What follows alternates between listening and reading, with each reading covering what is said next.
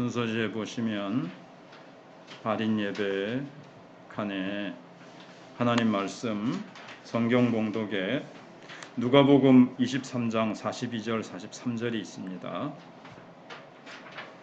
네, 그 밑에 이르되 돼 있죠. 네, 제가 봉독해 올리겠습니다.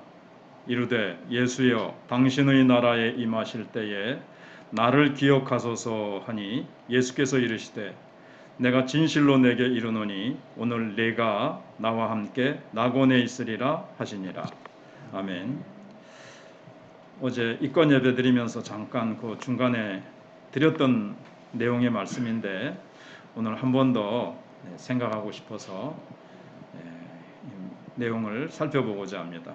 오늘 본문은 이 땅에서 생명이 몇 시간 남지 않은 한 강도의 이야기를 성경이 기록하고 있습니다. 지은 죄가 얼마나 중대했던지 당시 로마에 대항하는 반란자에게만 처해지는 그 형벌의 십자가를 이 사람은 지게 됐습니다. 성경은 이제 구체적으로 그 내용을 제가 다 기록은 안 했죠. 시간상 이렇게 지면도 부족해서 강도라고 분명히 얘기하고 있습니다. 그래서 이 강도는 그렇게 자신의 끔찍하고 잔혹한 죄로 이제 죽게 됐습니다. 그런데 마침 자기가 십자가로 처형받는 그 옆에 예수님이 계신 거예요. 예수님도 십자가형을 받으셔서 이제 처형을 받으시게 됐고, 예수님 또 저쪽으로 자기하고 반대편, 한쪽은 왼쪽 예수님을 중심으로 한 사람은 왼쪽에, 한 사람은 오른쪽에 있겠죠. 그래서 예수님이 동일한 십자가를 지고 계시는 거예요. 예수님의 제목은 신성모독이었습니다.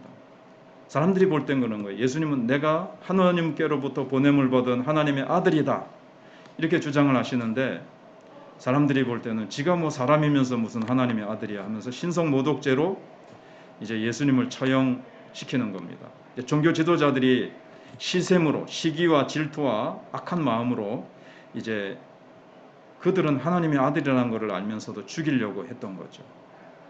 자, 근데 이제 성경을 보면 예수님을 중심으로 두 강도가 못 박혀 있는데 처음에는 둘 다 예수님을 조롱했습니다. 그런데 한쪽 강도에게 변화가 일어난 거예요.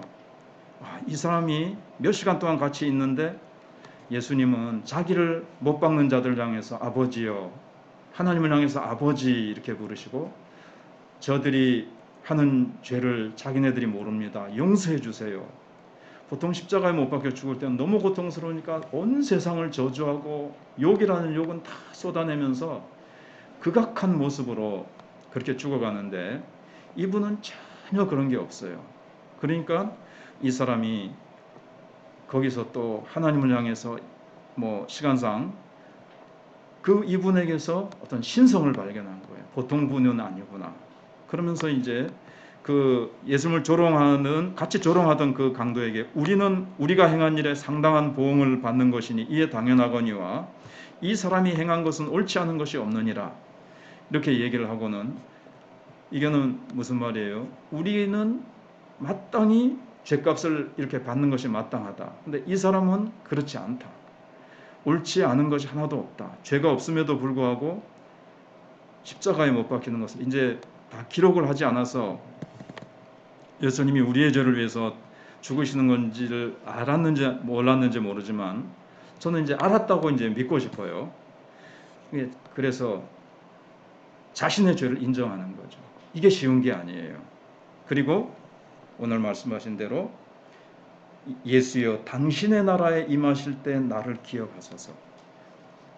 지금 그 옆에 같이 십자가에 못 박혀 죽으시는 사람으로 보이는 거죠. 근데 오늘 이분은 천국에 임하시는구나. 그리고 나를 기억해 달라는 것은 표현은 참 이렇게 겸손히 되어 있지만 이 부탁 속에 담겨 있는 내용이 참 나는 깊다고 봐요. 나를 불쌍히 여기소서. 나는 죄만 짓고 살았습니다. 내가 감히 천국에 들여보내달라고 뻔뻔하게 이야기는 못하겠지만 당신의 자비를 의지합니다. 나를 불쌍히 여겨주소서. 그리고 예수님이 천국의 주인이시라는 것을 이 사람이 참 놀랍게 알게 됐어요. 하나님의 은혜지만. 그래서 단순히 기억만 해달라는 뜻이 아니라 나를 불쌍히 여겨주시고 예수님은 천국의 주인이시고 나 같은 자도 불쌍히 여겨주셔서 내 죄를 용서해 주시고 천국에 들여보내주실 수 있는 분이 아니시겠습니까? 감히 주님의 뜻이 계시면 주님이 원하시면 나를 천국에 들여보내주셨으면 참 좋겠습니다. 이런 겸손한 고백이 이 속에 있는 거예요. 나 같은 죄인도 불쌍히 여기시고 새롭게 해줄 수 있는 분이 틀림없다는 믿음이 있다고 생각이 됐어요.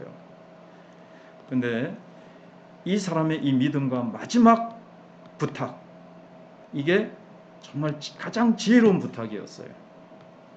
이 사람이 이런 부탁을 했을 때 예수님이 뭐라고 대답을 하시죠? 단 한마디로 내가 진실로 내게 이르노니 오늘 네가 나와 함께 낙원에 있으리라. 예.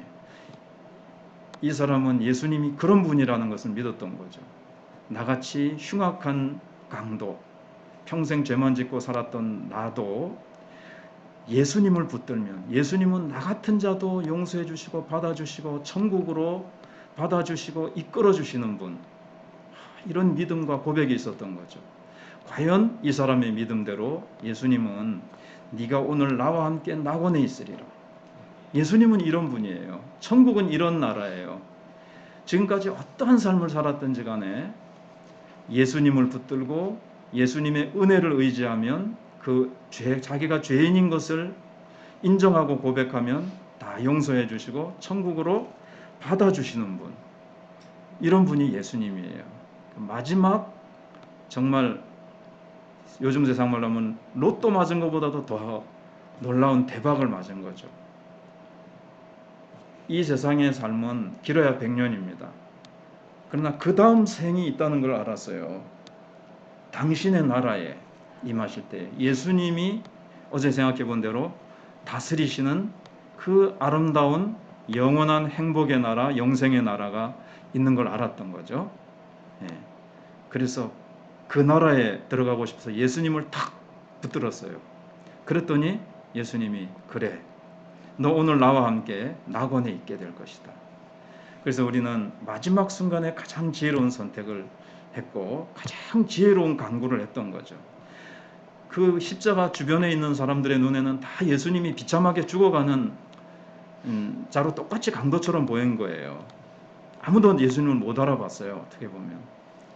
그러나 이 사람이 참 눈이 열려서 예수님이 천국의 주인이시고 천국의 왕이시고 이분은 어떠한 죄인이고 어떻게 망가진 인생이라 할지라도 예수님을 의지하고 예수님께 나오는 자, 그 자를 물리치지 아니하시고 거절하지 아니하시고 받아주시고 용서해 주시고 그 천국에도 나 같은 자도 받아주시는 분이시라는 것을 이렇게 믿고 예수님을 붙들었더니 이 사람의 인생이 바뀐 거죠.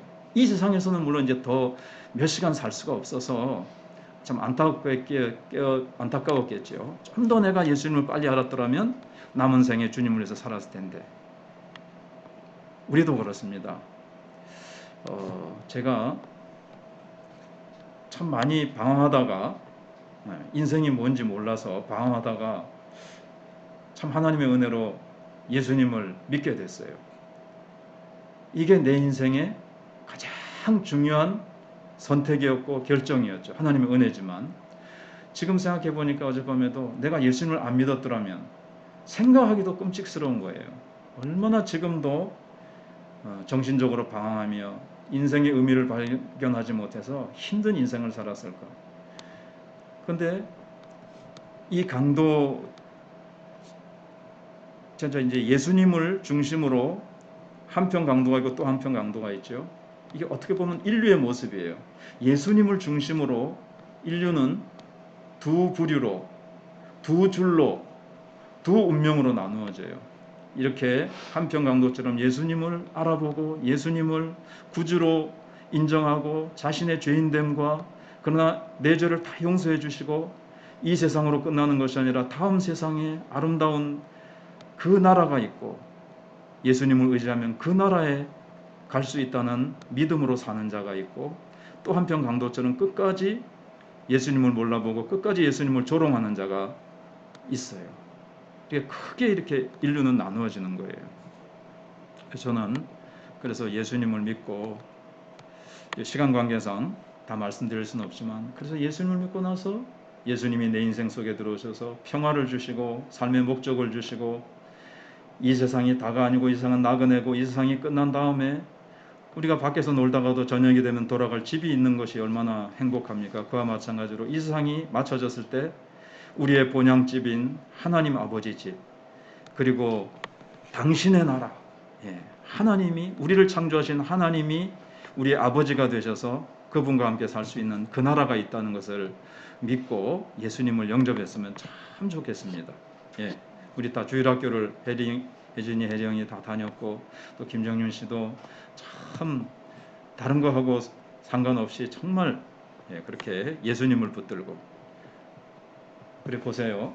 마지막으로 마지막 순간에도 예수님을 붙들었더니 이렇게 인생이 뒤집혀요. 저도 예수님 믿고 인생이 뒤집혔어요. 참 물질적으로는 모르겠지만 참 불행하게 살았을 제가 예수님 믿고, 그러니까 예수님은 죽음의 순간에도, 마지막 순간에도 붙들면 이렇게 천국으로 인도해 주시는 넓으신 분이신데, 언제라도, 저는 20살 때 믿었는데 언제 믿더라도 이분이 그때부터 어떻게 좋게 인도해 주겠어요.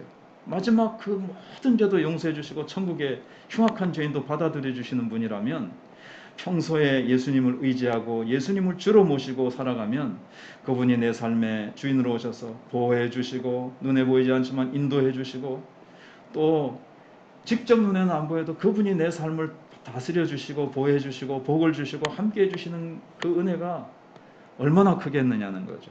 수고하고 무거운 짐진 자들아 다 내게로 내가 너희를 쉬게 하리라 말씀하실 뿐만 아니라, 내가 세상 끝날까지 너와 항상 함께 있으리라. 너희를 떠나지 아니하고 내가 지켜주고 항상 내가 지켜주마. 영원토록 너희와 함께 해주마. 세상이 줄 수 없는 평안을 주마. 예수 믿고 예수님이 주시는 축복은 제가 이 시간 다 얘기할 수 없을 만큼 너무나도 많은데, 우리도 어떻게 보면 시간이 많지 않습니다. 또 예수 믿을 기회가 오지 않을 수도 있어요. 그래서 정말 보인이 참 힘든 인생을 사셨지만 그래도 예수 믿고, 참 여기 있는 대로 이 강도가 예수님을 붙들고 낙원에 간 것처럼 보인도 예수님을 붙들고 낙원에 지금 가 계신 줄로 우리가 믿습니다. 그죠? 네가 나와 함께 낙원에 있으라처럼 보인도 낙원에 지금 도착하셔서 이미 행복하게 사시는데, 뿐만 아니라 우리 모두도 다 예수님을 붙들고 예수님 앞에 내가 죄인이고 나는 부족한 자임을 인정하고 예수님을 믿고 의지해서 정말 예수님을 인생의 주인으로 모시면 내 인생을 바꾸어 주시는 주님, 내 인생을 새롭게 해주시는 예수님, 이 세상에서부터 시작해서 나의 갈 길 다 가도록 인도해 주시고, 죽어 이 세상 떠날 때 당신의 나라에서 우리가 하나님의 자녀로 어제 본 것처럼 왕노릇하면서 그렇게 생명이 가득하고 사랑의 빛이 가득한 그 나라에서 영원히 살아가는 축복이 있으시기를 바랍니다. 그러면 이제 제가 한번 기도하겠습니다.